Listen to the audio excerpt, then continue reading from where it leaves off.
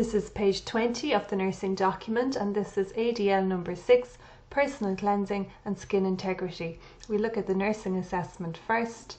We assess the patient's hygiene and dressing. Do they need assistance with that? If they're independent, we tick that. Minimal assistance or full assistance, and we document our comment here. And we can activate this care plan 6A, self-care deficit, and the expected outcome is that the patient has an adequate standard of personal hygiene and self-care encouraged. The nursing interventions, the first one here is highlighted in yellow, so we activate this for all patients. Assist and promote self-care, document self-care progress, assist daily with bed bath, shower, shave, until the patient is able to care for self, maintain privacy and dignity at all times, liaise with occupational therapist, oral risk care plan commenced, interventions followed, ensure dentures are in situ and clean, and we have blank spaces there if we want to write our own interventions. Just back over here to the assessment, we do the oral hygiene assessment, so we do this on all patients. So if the patient has dentures, we tick if they have top dentures, bottom dentures if they are with the patient. Are the patient's teeth or dentures clean and free of debris, yes or no? Has the patient a pink and moist tongue, oral mucosa and gingival, yes or no? Adequate salivation, yes or no? Smooth and moist lips, yes or no? So if you answer no to any of these questions, then you need to do a more in-depth oral assessment. So that's where you complete your in-depth oral assessment tool and care plan, which is just here. So we do a full assessment of the patient's oral health. We look at the patient's lips first. Are they smooth, dry, bleeding or ulcerated? So you score then, so smooth is 1, dry is 2, bleeding or ulcerated is 3, and you put in your score there. Is the patient's swallow normal, painful, unable? Are their voice normal, deep, raspy, painful or difficult? Is the patient's saliva watery, thick, ropey, no saliva? Their tongue, is it pink or moist, dry or cracked, ulcerating or bleeding? Are their gums pink or firm, swollen or red, or are they bleeding? Soft tissue lining inside the mouth, is it pink and moist, red or coated, or do they have ulcers and bleeding? So you add up your total score, you put in the date and your initials. Okay, so depending on your score, then you have a care plan here. So if the patient scores 8 or less, they are considered low risk. So they need to clean their teeth twice daily. So encourage independent patients to brush their teeth twice a day, remove dentures and soak overnight in cleaning solution. If the patient scores 8 to 10, they are considered medium risk and they need to clean their teeth after each meal. So gently brush teeth, tongue, gums and palate using a soft toothbrush. Remove residue using soft toothbrush and mouth swabs. Use Bioxtra toothpaste if recommended by speech and language therapist. So if the patient scores 10 or more, they are considered high risk, or if the patient is NPO, then they need 2 to 4 hourly oral care. So gently brush teeth, tongue, gums and palate using a soft brush. Remove residue using soft toothbrush and mouth swabs. Use Bioxtra toothpaste if recommended by speech and language therapist, and suction if required. And then step 2 is using mouthwash, and this is for all risk levels. Encourage independent patients to rinse their mouth with mouthwash twice a day. Choose product available or recommended. Use oral swabs to administer mouthwash to dependent patients, and just remove excess fluid from swab before use. Dry oral cavity, consider Bioxtra mouthwash. If pain, ulceration or coating or thrush present, refer to medical team. Step 3 then is adding moisture, so this is for all levels. So you use your Bioxtra spray or gel. And step 4 is document, and this is for all levels. Link to care plan 6A, and each time care is carried out, document an evaluation of care and on fluid balance. Okay, so the evaluation of care is our daily evaluation of care, and then your care plan 6A, there is an intervention here Oral risk care plan commenced, interventions followed, and you can activate that there. So the next part of ADL number 6 is the Waterlow assessment tool. So if a patient scores 10 or more on the Waterlow assessment tool, you need to activate care plan on page 23. So this initial assessment must be completed on admission within 6 hours of admission and reassessed weekly, or if the patient's condition changes or if they are transferred to another ward, department or hospital. So for the initial assessment, you have to document the time and you need to document the date each time you do the assessment. So the patient's build or weight for height, so select one option only. So normal, a score of 0. If they're overweight, a score of 1. If they're obese, a score of 2. And if they're underweight, a score of 3. So you document your score there. Continence, again, select one option only. Are they completely continent or are they catheterized? Have they urine incontinence, fecal incontinence, urinary and fecal incontinence? Their skin type or visual risk areas, have they healthy skin, tissue paper skin, dry skin, oedematous, clammy or pyrexia, discoloured, have they a grade 1 pressure ulcer, or have they broken skin grade 2 to 4. Okay, so you put in your scores accordingly. The patient's mobility, again, just select one option. Fully mobile, they're restless or fidgety, they're apathetic, restricted, bedbound or traction, chair-bound, example, wheelchair. Then the patient's sex or age, so you select two options here, so male or female, and then their age, okay? The patient's appetite, select one option only, average, poor, NG, tube or fluids only, or PEG, or they're fasting or anorexia. And then special risks, tissue malnutrition, select one or more options, so you select whichever apply for your patient. Terminal cachexia, multiple organ failure, single organ failure, peripheral vascular disease, anemia or smoking. Has the patient a neurological deficit? And the score depends on the severity of the patient's condition, so you're scoring 4 to 6 on these. Has the patient diabetes, MS, CVA, motor or sensory, or paraplegia? Has the patient had major surgery or trauma? And these scores can be discontinued after 48 hours provided the patient is recovering normally. So if they've had orthopedic or spinal surgery, a score of 5. If they're on the table for greater than 2 hours, a score of 5. And if they're on the table for greater than 6 hours, a score of 8. Medication then, cytotoxics, long-term or high-dose steroids or long-term anti-inflammatories, a score of 4. Okay, so you add up all your scores and you put in your total and your initials. So if the patient is scoring 10 or more, they're at risk, 15 or more, they're high risk, and if they're 20 or more, they're very high risk.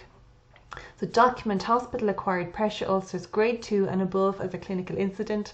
Risk assessment tools are only used as a guide and should not replace clinical judgment.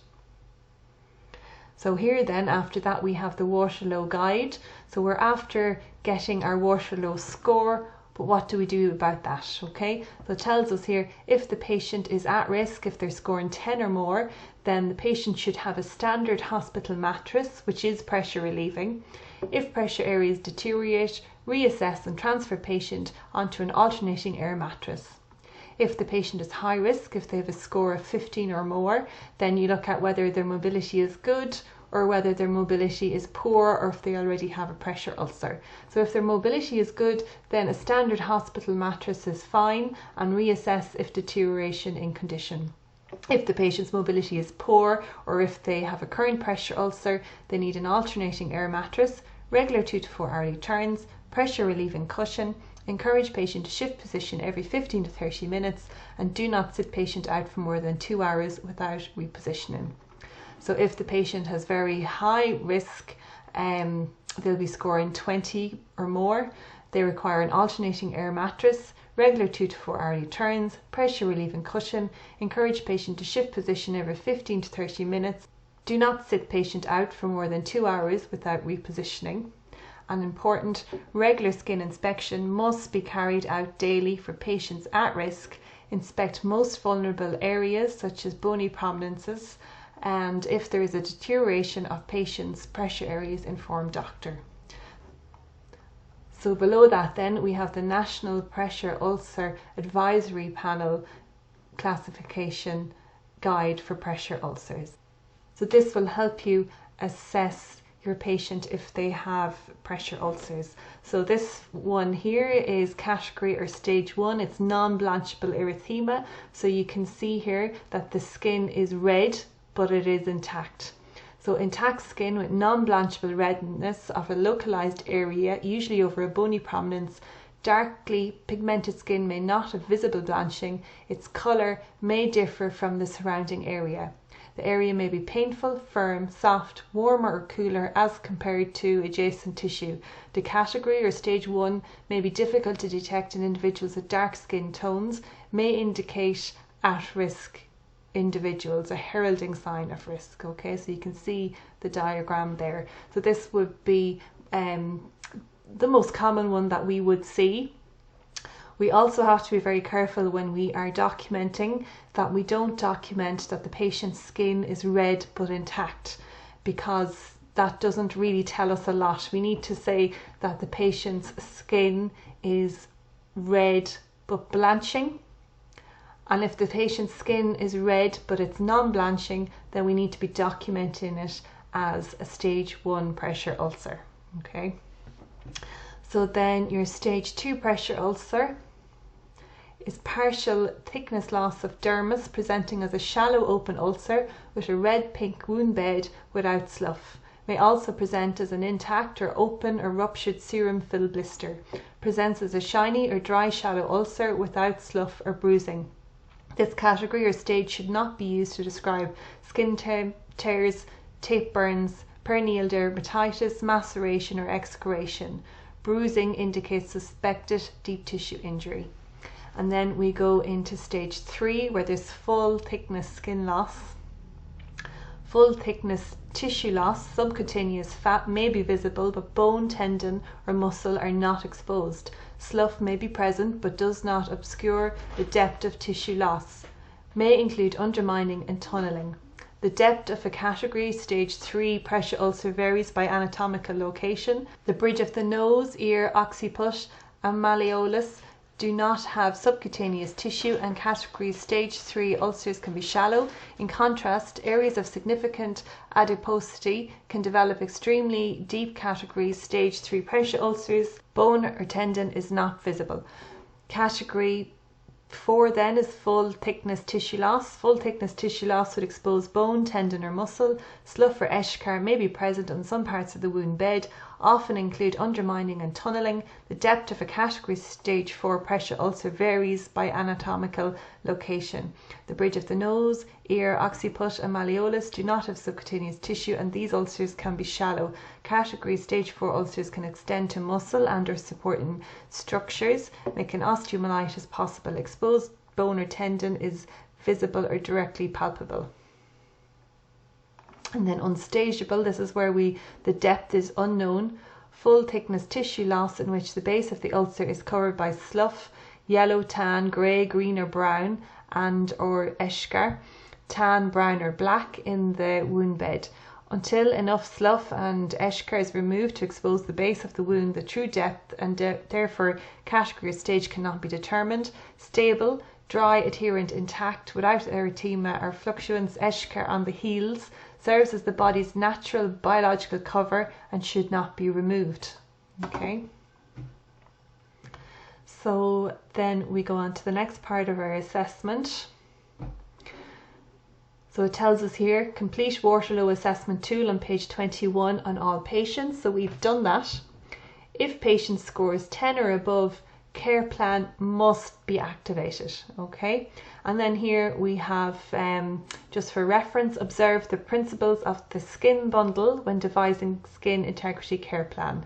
So surface, skin inspection, keep moving, incontinence, nutrition. Okay. So we will go over to our care plan. So 6B, the potential for or actual impaired skin integrity, and the expected outcome, optimum skin integrity, is maintained. So our nursing interventions: in bed, minimise pressure on bony prominences, assess and encourage mobility. If incontinent, implement regime that promotes skin integrity. If patient is immobile, reposition 2 to 4 hourly and record position adopted in end of bed documentation. Position patient at a 30-degree angle or less unless medically contraindicated, except at meals times. In chair, encourage patient to shift position every 15 to 30 minutes. Do not sit patient out for more than 2 hours without repositioning. Type of mattress, so we can document there. Pressure redistributing cushion. If appropriate, mattress or cushion is unavailable, please document reason in evaluation of care. Reassess Waterlow weekly or as indicated. Assess nutrition, for example, your MST. Record your daily skin inspection. Okay, so if a patient is scoring their Waterlow assessment between 10 and 14 and the patient is functionally independent, so functionally independent means that they're independent with mobility, continence and nutrition, then the patient can self-report, or we can do a daily skin inspection. So you tick which one we are going to do, okay? So when we get to the daily evaluation, you will see that there is a place to document daily and to comment on the patient's skin, okay? However, if the patient's Waterlow is between 10 and 14 and the patient is not functionally independent, or if the patient has a Waterlow of 15 or more, so they're very high risk, then we need to do a daily skin inspection. We need to do a visual inspection. We can't just ask the patients to tell us if their pressure areas are okay. We have to look at it ourselves, and we document that too, okay? So then you have spaces here to write in any additional interventions that you want to include. So now we're going on to our wound assessment. Has the patient a wound? Yes or no? If yes, then use the wound assessment chart on page 24 and activate Care Plan 6C, which is here, okay? Has the patient a drain in situ? Yes or no? Has the patient a pack in situ? Yes or no? And if yes, then activate Care Plan 6C. So 6C, the patient has a wound or drain, expected outcome, optimum wound healing is achieved. So you can just circle whether it's a wound or drain or both, okay? So the interventions: wound assessment chart and treatment plan chart in use. Monitor wound drain for sites of infection, leakage and hematoma. Monitor wound dressing, keep dry and intact. Ensure no kinks to wound drain tubing to maintain patency. Monitor exudates colour, consistency and quantity from wound or wound drain. Document wound drainage on intake and output chart, and we have blank spaces there to write your own interventions. So now we're going down to our wound assessment chart. So this is on page 24. So date of commencement, you write that there. So what type of wound is this? Is it a pressure ulcer? If it is, what stage is it? And just a note, if a pressure ulcer grade 2 or above occurs as an inpatient, an instant form must be completed. Is it a traumatic wound?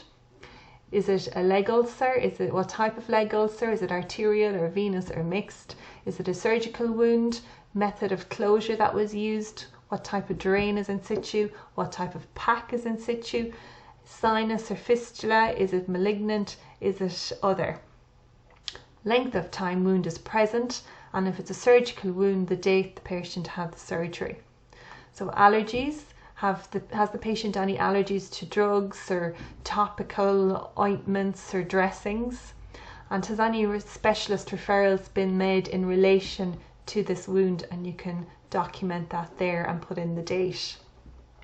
So here we have a diagram, and here then you can mark the location of the wound with an X, okay? And if there is multiple wounds, please number each one. We'll go down to the next page, page 25, okay? So this is our wound assessment chart. So we document the wound number and then the wound dimensions. So the wound dimensions, we should be documenting this on the initial assessment and then weekly thereafter. So the maximum length in centimetres, maximum width, maximum depth, is there any tunnelling or undermining, and the pressure ulcer stage if it's a pressure ulcer. And then the wound tissue types present. Please tick each time of dressing change. So is it necrotic, black, is it sloughy, yellow, granulating, red, epithelializing, pink, other, or fistula? The condition of surrounding skin, again, please tick each time of dressing change. Intact, erythema or redness, macerated or excoriated, eczema, dry or scaling, cellulitis, oedematous, blistering, bruising.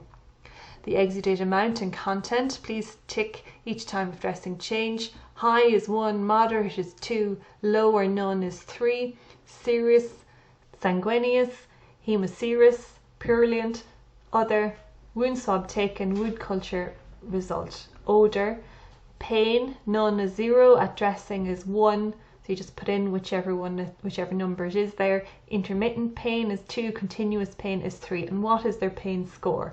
And then the date, time, and the nurse's initials. So then this is the wound treatment plan. So you put in the wound number again and the date. What is the treatment? So do we want to absorb exudate? Do we want to deslough, granulate, protect? The frequency of dressing change, we document that there. The cleansing solution used. Treatment of surrounding skin. Type of primary dressing, type of secondary dressing, method of securing dressing to skin, type of compression therapy, removal of sutures, staples, steri-strips, tension sutures or drains, etc. can be documented here. So you just fill in what's relevant for your patient and you put in your signature then again. And then this is just repeated then again. Okay, so that is the end of ADL number 6.